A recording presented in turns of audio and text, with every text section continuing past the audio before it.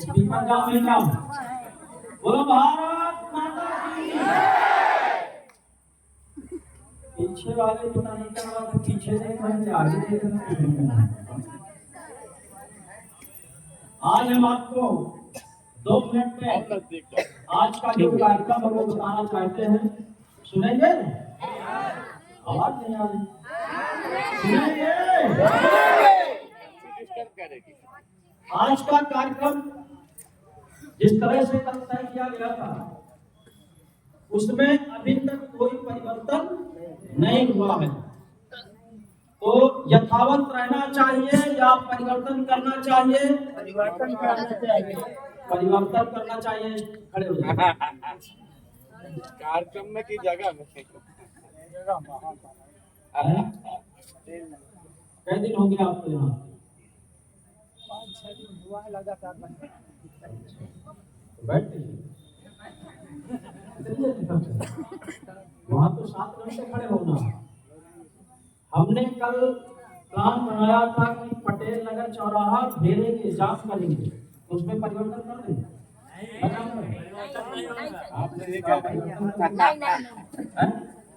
समझने का फिर चलिए, पटेल नगर चौराहा जाम किया जाए।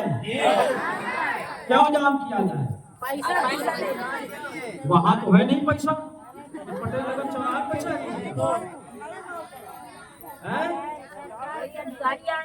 असली बात यह है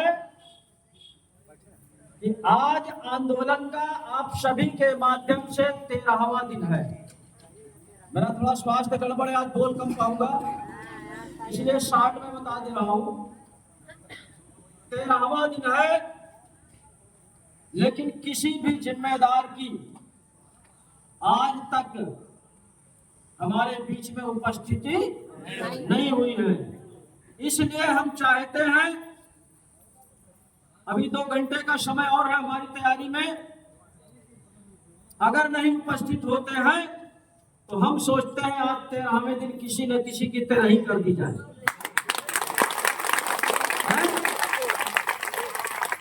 बोलो, कर दी जाए, कर दी जाए।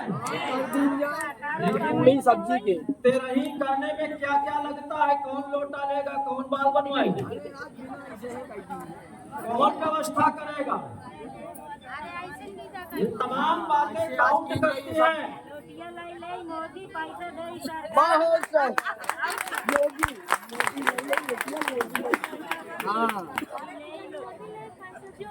कल जितने साथी यहाँ पर थे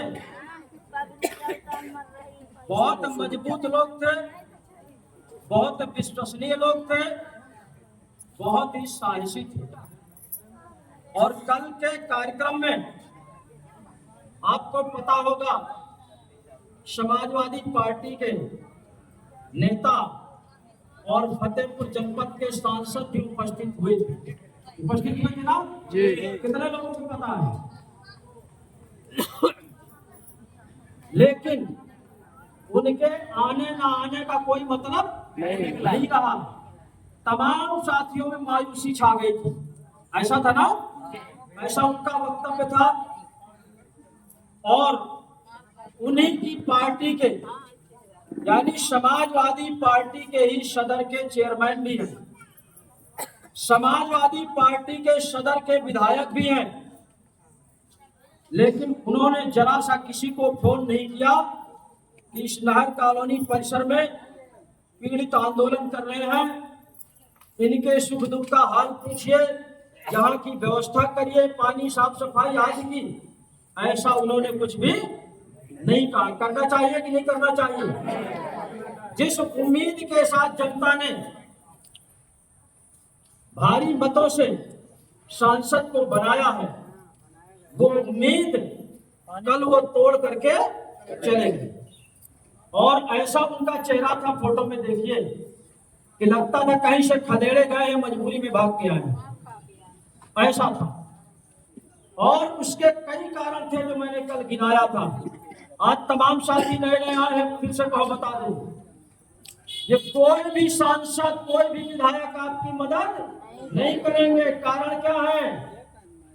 कल सांसद महोदय आए थे, उनके भी घर के एक डायरेक्टर हैं कंपनी के, अगर हमारी मदद करेंगे, इस कानून को लागू कराएंगे, तो उनके भी घर का सदस्य तो जाएगा जेल में, तो क्यों करेंगे हमारी मदद।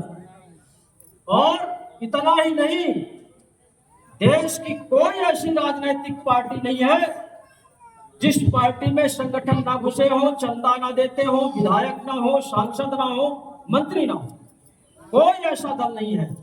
इसलिए आपके भुगतान की बात सत्ता पक्ष ही नहीं, विपक्ष का भी कोई राजनीतिक दल आपकी बात नहीं रखता है, इसी कारण की वजह से। इसलिए हमने कल घोषणा किया था, ये हमारा अधिकार है, हमारी गाड़ी कमाई फंसी है, और भारत सरकार ने जो कानून बनाया है वर्ष 2019 अनियमित जमा योजनाएं पाबंदी अधिनियम 2019, ये हमारा अधिकार है, वो केवल भुगतान के लिए बनाया है सरकार ने। न जानकारी की वजह से 5 साल गुजर गया, और उसी कानून को हम लागू करा करके प्रत्येक निवेशक का भुगतान कराना चाहते हैं। हमारी ये योजना, अगर सरकार ने बनाया है उस कानून को लागू करना चाहिए कि नहीं लागू करना चाहिए। उसके बाद अभी आप लोगों ने देखा होगा 1 जुलाई 2024 से एक जो भारतीय संविधान बनाया था, भारतीय न्याय संहिता, उसको 1 जुलाई से बड़े प्रचार के साथ लागू करा दिया। पेपर में भी आया, न्यूज में भी आया, और कई दिन तक आया। ऐसा सुना कि नहीं आप लोगों ने? भारतीय न्याय संहिता जो नया कानून बना, और इस कानून के 5 साल के ऊपर हो गया है, लेकिन ना कोई प्रचार प्रसार किया, ना उसको लागू किया, न उस कानून के तहत किसी भी एक साथी का भुगतान किया। इसलिए ये अधिकार और ये हथियार आप सबको अपने हाथ में लेना है, चाहे सांसद सामने पड़े, चाहे सरकार सामने पड़े, चाहे प्रशासन सामने पड़े, सबको रौंदते हुए अपना भुगतान। अब इसमें हमें पूछना यह है कि हम लोगों के पास बराबर प्रशासन के फोन आ रहे हैं तमाम तरह के, और कुछ हाल चाल लेते हैं, कुछ धमकी भी देते हैं कि पटेल नगर चौराहा आना, नहीं तो उठा करके बंद कर देंगे। तब क्या करेंगे आप लोग? बंद हो जाओगे? तो चलो फिर आपको नहीं पूछेंगे, जोड़ के लगाना भैया। जो योजना बनाते हैं मुखिया ही करते हैं, कहें इसको साले को पैक करो, सारा तमाशा खत्म हो जाएगा।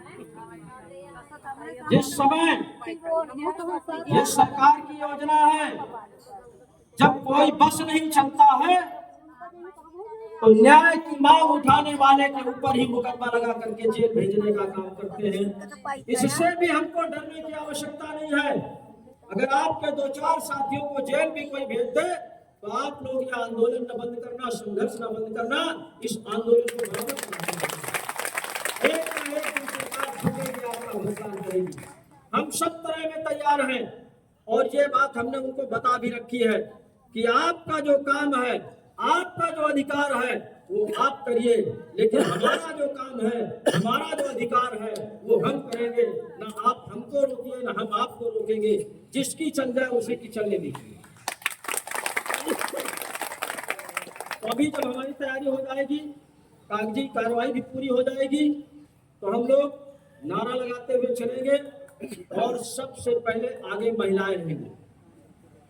कौन रहेगा आगे?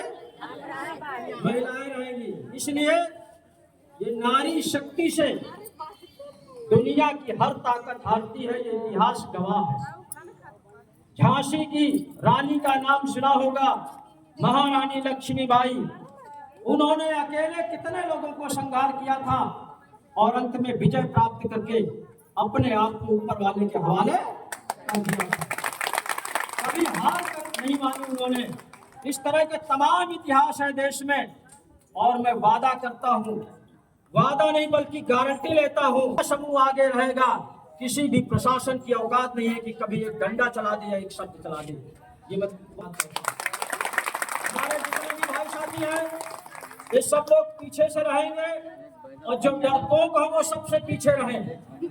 डंडा छूटे तो बिल्कुल पत्ता छूट जाए, चला जाए बिल्कुल शादीपुर चौराहे तक, पीछे। ऐसे भी कुछ लोग हैं और कुछ लोग लाए होंगे लुंगी बदलने के लिए, शायद कुछ गड़बड़ हो जाए तो कपड़ा भी बदलेंगे। ऐसे साथी वो सबसे पीछे रहे ताकि उनको मैदान बिल्कुल खाली मिले। मैं चिन्हित भी कर रखा हूँ कुछ लोगों को, वो जब बड़ा बड़ा कार्यक्रम होता है तो फिर दर्शन देते नहीं तो वो लोग। लेकिन मैं एक बात आपको बताना चाहता हूँ, हम जायज लड़ाई लड़ रहे हैं, सरकार से अपनी गाढ़ी कमाई मांग रहे हैं, सरकार से कोई भीख नहीं मांग रहे हैं, वो भी भारत के बनाए हुए कानून के अंतर्गत मांग रहे हैं।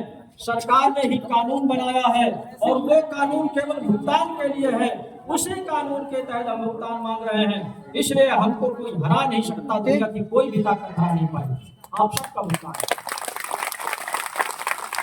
और हम मंचासीन लोगों से भी निवेदन करेंगे कि आप लोग जो नारे चिन्हित किए गए हैं, लिखाए गए हैं, केवल उन्हीं को बोलेंगे, अलग से कोई नारा अनावश्यक नहीं बोलेगा। और हमारा ये सत्याग्रह आंदोलन है, हमने तमाम साहस का परिचय दिया है और सरकार के सामने धैर्य का भी परिचय दिया है, उनकी भी बात हमने मानी है।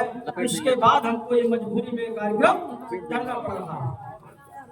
आप सबको मैं बताना चाहूंगा कि हम लोग जब यहाँ से चलेंगे तो निश्चित रूप से पुलिस प्रशासन आ जाएगा, देर नहीं लगेगी, रोकने का काम करेंगे। लेकिन हम रुकेंगे तभी, हम उनसे पैसा नहीं मांगते, इनके पास पैसा नहीं है, पैसा सरकार के पास है। लेकिन जो इनके पास है, इनके अधिकार में है, वो तो हमको दे सकते हैं कि नहीं दे सकते हैं। इनके अधिकार में क्या है? यहाँ की सुरक्षा, यहाँ की सफाई व्यवस्था, स्वास्थ्य की व्यवस्था, पानी की व्यवस्था, जो दैनिक प्रयोग वाली चीजें हैं, ये जिले स्तर की व्यवस्था होती है, ये तो हमको मुहैया करा ही सकते हैं कि नहीं करा सकते हैं। इसीलिए हम लोग कहते हैं, बाकी पैसा तो हम सरकार से लेंगे, सरकार के पास हमारा पैसा है, चाहे 1 महीना नहीं, चाहे 1 साल धरना देना पड़े, हम धरना दे करके पैसा लेके रहेंगे। मेरी बात समझ में आई? अगर मेरी बात समझ में आई हो तो मैं आज ज्यादा बोलने के काबिल नहीं हूँ, लौट करके अगर हिम्मत पड़ेगी तो बोलूंगा। लेकिन जिस तरह से मैंने बताया उसी तरह से आप सबको धैर्यपूर्वक चलना है। नारा बोलने वाले चिन्हित लोग हैं, जो बोलेंगे उसी को बोलना है, अनावश्यक कोई अभद्र भाषा का प्रयोग नहीं करना, ठीक है ना। आप सबको बहुत बहुत धन्यवाद।